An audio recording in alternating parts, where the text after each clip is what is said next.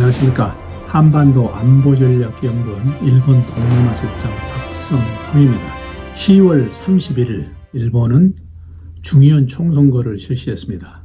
그 중의원 총선거의 결과를 오늘 말씀드리고 앞으로 총선거가 이번에 어떤 특징이 있었는가, 그리고 한일 관계는 어떻게 될 것인가, 거기에 대해서 말씀을 드리겠습니다. 우선 이번 총선거에서 예상을 뛰어넘고 자민당이 절대 안정 과반수를 획득을 했습니다. 출구조사하고는 전혀 다른 결과가 나왔는데요. 자민당으로서는 아주 만족한 상태입니다. 이 앞전에 아베 총리가 거의 7년째 되던 해에 중의원거를 치러가지고 그때 전무후무하게 중의원이 아베 총선거 지휘하에 최고의 의석을 올렸는데 그때보다 10석밖에 줄어들지 않고 지금 절대 안정 과반수를 획득했기 때문에 기시다 총리로서는 만족하고 앞으로 기시다 총리의 기반이 이번 선거를 계기로 탄탄해지지 않을까 그렇게 예상이 됩니다. 자민당이 과반수 의석을 절대 안정 다수를 확보한 데에는 어떤 사정이 있었는가 그걸 좀 알아보겠습니다. 우선 그러기 전에 이번 선거에서 어느 당이 어느 정도 표를 많이 획득하고 감소했는지를 잠깐 살펴보겠습니다. 자민당은 261석을 획득했는데 이건 이 앞전보다 마이너스 15석 정도 감소한 숫자지만 절대 안정 다수입니다. 그리고 여기다가 지금 자민당과 공명당이 연립이죠. 그러니까 공명당이 또 여기서 30석을 얻었기 때문에 무슨 안건이든 찬성할 수 있다는 거죠. 3분의 2까지는 되지 않았습니다만 거기다가 또 이번에 다른 야당들은 5개 야당이 연합을 했습니다. 연합을 했는데 전부 다 표를 잃었습니다. 유일하게 야당의 연합을 안 한 일본 유신회라고 있습니다. 일본 유신회는 이번에 4배 정도 의석을 늘렸습니다. 그런데 우려스러운 건 일본 유신회가 상당히 극우 성향입니다. 그런데 이번에 4배 정도 표를 많이 얻어서 이게 다소 저희들이 주시해야 될 부정적인 부분입니다. 전체적으로 일본은 이번 자민당과 연립 야당의 선거 결과에 의해서 앞으로 기시다 정권이 좀 더 탄탄대로를 달리지 않을까 그렇게 예상을 해봅니다. 우선 자민당이 승리한 이유를 딱 3가지만 들라 그러면은 3가지는 이렇게 말씀드릴 수가 있습니다. 우선 코로나 방역 효과가 가시화되고 있다. 무슨 얘기냐? 불과 1개월 반 전만 해도 일본이 지금 2만 5천 명까지 하루에 확진자가 나왔는데 지금 300명대로 줄어들었습니다. 물론 선거를 앞두고 PCR 검사를 제대로 했는지 안 했는지 또 어떤 연유에서 이렇게 갑자기 확진자가 줄어드는지 그건 모르겠습니다만 하여튼 지금 방역 효과로 그리고 대부분 2차 접종까지 마쳤기 때문에 이 방역 효과가 가시화돼서 지금 선거하고 있는 이 순간에 바로 300명대라는 사실이 일본 국민들을 굉장히 안심시켰다. 그리고 그동안의 자민당이 어떻게 되든 간에 방역 효과를 가시적으로 나타냈다. 이게 이제 하나 큰 성과고요. 또 하나는 그동안의 불통 이미지였던 스가 요시히로 전 총리가 이번에 자민당 총재선거에 기권을 했죠. 그래서 기시다 후미오 총리로 얼굴을 바꿨습니다. 그 얼굴을 바꾼 이미지 교체가 엄청나게 큰 작용을 했다. 그리고 또 하나는 지금 기시다 후미오 총리가 내걸고 있는 게 신뢰 정치입니다. 모든 사람들을 포용해서 함께 신뢰를 받아가지고 가는 자민당의 모습, 이걸 국민들이 기대하지 않았는가. 크게 3가지로 우리가 요약을 해볼 수가 있겠습니다. 특히 기시다 후미오 총리가 이번 유세 기간 중에서 중점을 두어서 자기가 주장한 게 있습니다. 새로운 자본주의라는 말을 만들었는데 그게 뭐냐면은 성장과 분배의 선순환 구조.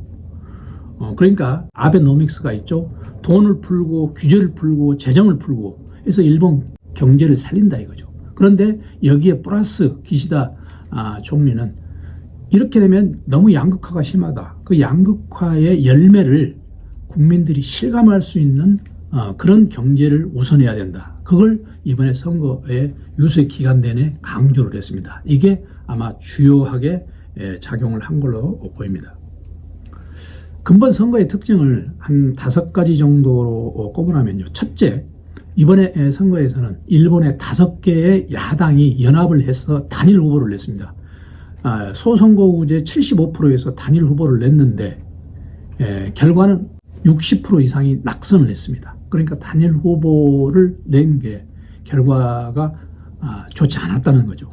그런데 이게 반드시 우리가 지금 이 선거에 이번에 시범적으로 했는데 이게 나빴다고 볼 수가 없는 게 단일 후보 낸 사람 중에서 여야의 거물 정치인을 꺾은 사람들이 굉장히 많습니다. 그래서 이게 지금은 성과를 보고 있지 않지만 내년 여름 참여연 선거 때 다시 한번 이걸 시도할 경우 그때 가서 우리가 판별을 할 수 있지 않을까 이렇게 생각이 됩니다. 자, 두 번째는 이번 선거의 특징으로 일본 유신회가 약진했습니다. 일본 유신회는 자민당보다 훨씬 극우 성향의 정당입니다. 주로 이제 오사카에서 출발했는데 오사카에서 이번에 15개 선거구에서 모두 다 당선이 됐습니다. 그래서 11석에서 무려 4배가 뛴 41석으로 구성을 했습니다.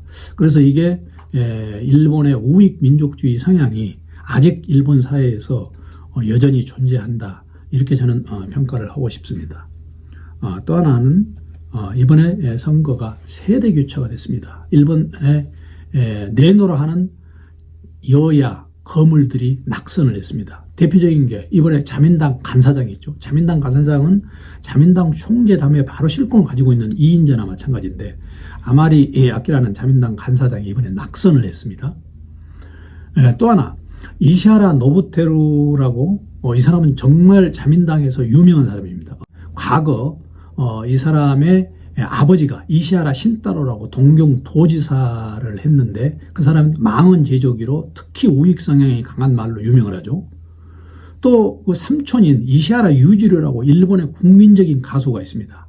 그 집안 대대로 모든 사람한테 잘 알려진데 이시하라 노부테루 자민당 다선 의원이 이번에 낙선을 했죠.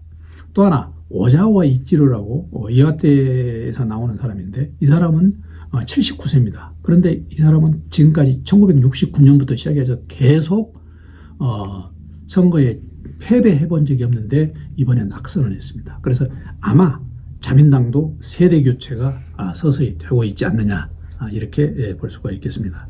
또 하나는 이건 우리와 관련된 사항인데 이번 선거의 특징에서 한반도 관련 이슈가 대폭 감소했습니다. 저는 아마 이게 기시다 총리의 어떤 친한 성향 여기하고도 약간 관계가 있지 않느냐 이렇게 보고 있습니다. 과거 아베 총리가 총리로 진두지휘하면서 선거를 할 때는 엄청나게 한반도의 미사일 문제, 납치 일본인 문제를 많이 거론했는데 이번에 그렇게 거론을 하지 않았던 거죠. 물론 유세 기간 중에 북한 미사일이 발사됐습니다. 그런데 그때만 잠깐 얘기를 하고 전반적으로 이 앞전 선거에 비해서 한반도 관련 이슈가 굉장히 줄어들었다는 거죠. 또 하나 일본 선거의 특징은 출구조사가 부정확했습니다. 일본도 과학적으로 여러 가지 IT 기술로 하는데 출구조사에서는 자민당이 겨우 과반수를 넘을까 말까 이렇게 했는데 그보다 한 40석, 50석을 많이 해서 절대 안정 과반수가 됐죠. 이게 일본 사람들이 기본적으로 혼내하고 닷대마애가 있어가지고 자기 의견을 제대로 이야기하지 않는 그런 성격도 있고 또 하나는 어떻게 해석이 되냐면은 이 자민당에 대해서 불만은 있지만 자민당에 대안되는 정당이 없다. 그래서 불만은 있지만 어쩔 수 없이 자민당에 한 표를 던졌다. 이런 선거 참가하는 사람들의 심리 현상이 나타나지 않았느냐 이렇게 생각이 됩니다. 기시다 후미오 총리가 앞으로 그러면 전국을 어떻게 운영을 해 나갈 건가? 우리한테는 또 어떤 문제가 가장 초점이 되냐면 한일 관계를 어떻게 해야 될 건가? 이게 가장 초점이 되는 거죠. 그래서 여기에 중점을 둬서 말씀드리겠습니다. 기시다 후미오 총리는 고찌가이라고 해서 광지회라는 정책연구회의 지금 파벌 영수입니다. 굉지회라는 게 사실 이게 옛날부터 친한 성향, 그리고 중도 성향, 그리고 비둘기파의 성격을 계속 유지를 해왔습니다. 이 굉지회에 예를 들어서 이랬습니다. 지금 한국과 일본의 주요 한일 문제를 4개로 크게 해결한 사항이 있습니다. 하나는 뭐냐면 1965년에 한일 수교조약, 그 다음에 두 번째는 고노다마, 그 다음에 무라야마 다마, 미야자와 다마, 이렇게 4개를 주로 한일 간의 화해를 위한 아주 큰 발걸음으로 우리가 보통 치고 있는데, 그 4개 중에서 3개를 이 굉지회의 멤버들이 다 이뤄냈다는 거죠. 아시겠지만 김종필 오이라 메모에서 그 오이라가 바로 굉지회의 옛날 멤버고, 미야자 다마, 2차 대전 한국의 침략 전쟁에 대해서 사과를 한 미야자 다마, 그렇죠. 그 다음에 고노 요헤이 다마, 고노 다마, 위안부 문제에 사과를 한 고노 다마 마찬가지입니다. 이렇게 굉지회 출신들이 지금까지 계속적으로 친한 성향을 보여왔다는 점, 이건 우리가 굉장히 앞으로 주시해야 됩니다. 그 다음에 이 굉지회가 그러면은 어떤 성격을 가지고 있느냐. 그래서 자민당 내에서는 지금까지 계속 굉지회는 호소다파나 다른 아소파와 달리 중도파다. 그리고 또 비둘기파다. 그리고 제일 중요한 건 아베 총리의 우익 민족주의 성향을 견제하기도 했다. 그래서 굉지회의 성격을 그렇게 규정짓고 있는 사람들이 많습니다. 옛날부터 만약에 온건파 중에서 총리가 될 확률이 가장 높은 사람이 누구였는가, 그렇게 많은 설문지가 돌면 그때마다 기시다 후미오 총리가 거론이 됐었습니다. 이런 기시다 후미오이기 때문에 우리가 앞으로 한국과의 외교에서 균형을 잡고, 그리고 또 정치에서 자기가 기반만 잡으면 본인의 칼날을 충분히 발휘하지 않을까, 이렇게 생각이 됩니다. 기시다 후미오가 한 얘기가 있습니다. 자민당이 지금 우경화되고 있다고 하는데 보수 온건파도 있다. 그걸 굉장히 강조한 사람입니다. 그러니까 지금 이번 선거에서 저는 기시다 후미오 총리가 어느 정도 기반을 닦았다고 봅니다.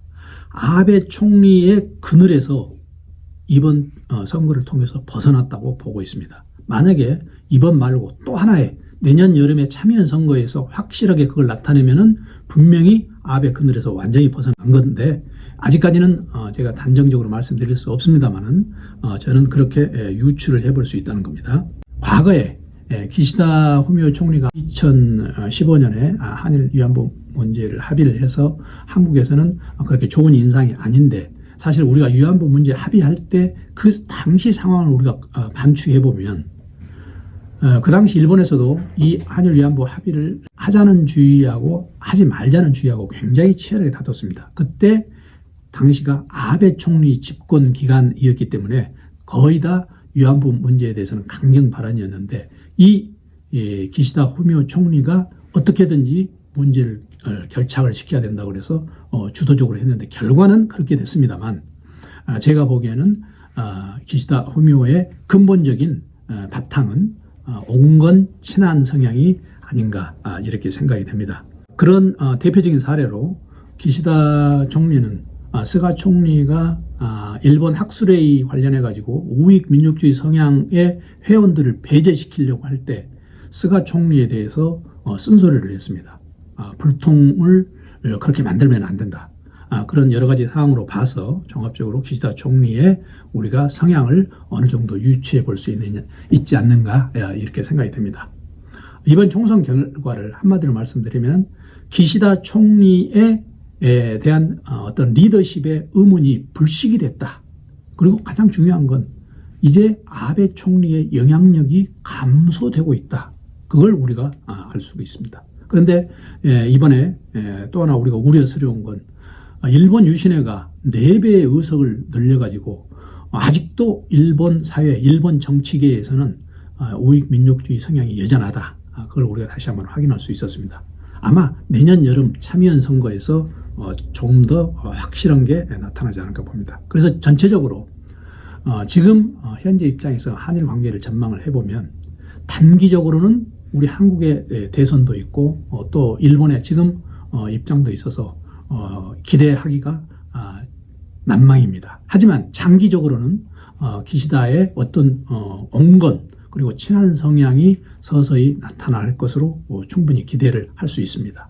그래서 당분간은 우리가 한일 관계를 우리가 어떤 해결보다는 위기관리 구도를 지속적으로 나가는 게 현명하지 않을까 이렇게 생각이 듭니다. 지금까지 시청해 주셔서 감사합니다.